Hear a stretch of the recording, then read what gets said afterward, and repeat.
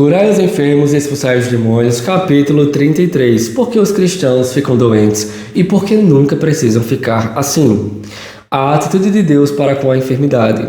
A enfermidade não glorifica a Deus, assim como o pecado e qualquer outra coisa má não faz.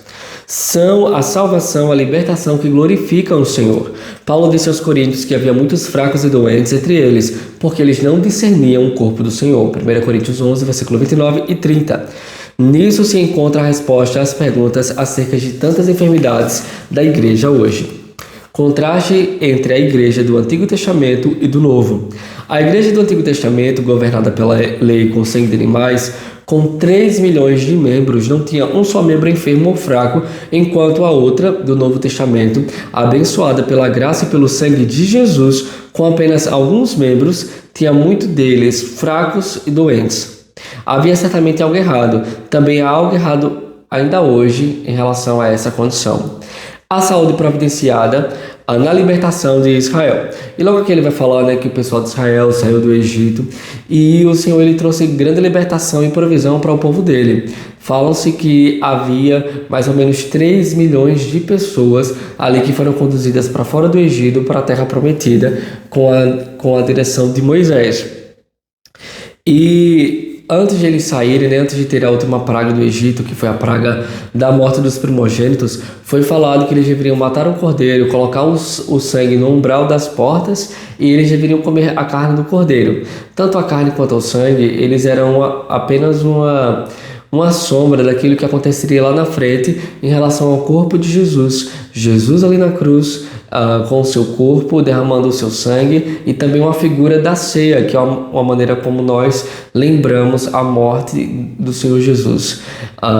E ele fala aqui que havia 2 coisas que deveriam ser feitas: aplicar o sangue do cordeiro e comer a carne do animal. Primeiro, o sangue do cordeiro pascual fez a expiação por Israel. Tudo isso tratava do problema do pecado e da necessidade da alma, não do problema da enfermidade e nem da necessidade do corpo. Segundo, o ato de comer a carne do cordeiro significava olhar para as necessidades físicas do homem. Os israelitas comeram a carne do cordeiro e iniciaram sua jornada no dia seguinte. Iniciando a caminhada, descobriram que todas as suas doenças desapareceram e todas as suas enfermidades saíram. No Salmo 105, versículo 37, parte B, falando em relação a esse povo de Israel, diz o seguinte: e entre as suas tribos não houve um só enfermo, uma só pessoa enferma não existia.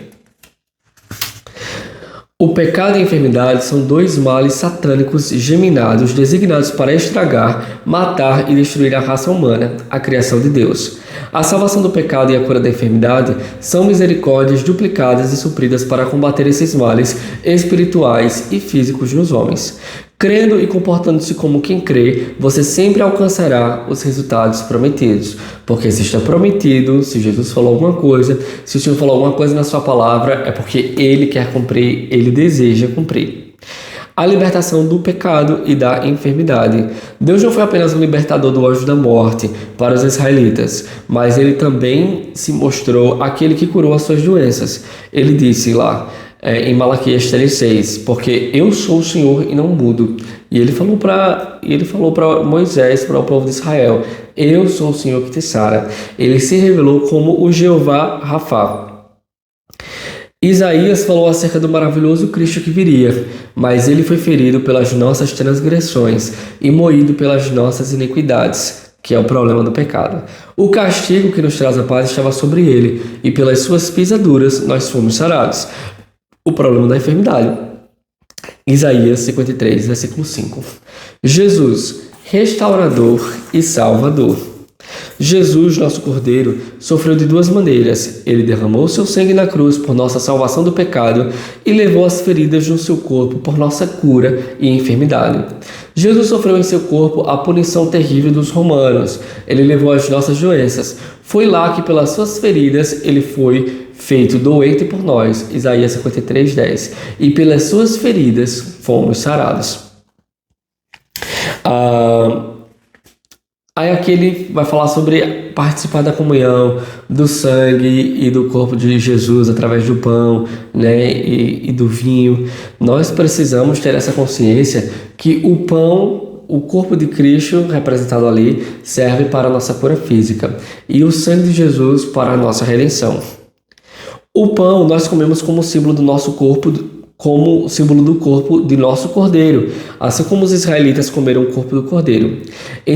Ensinaram-nos que esse corpo foi mesmo transpassado por nós, mas não nos disseram acerca dos benefícios que podemos receber, porque esse corpo foi também açoitado por nós.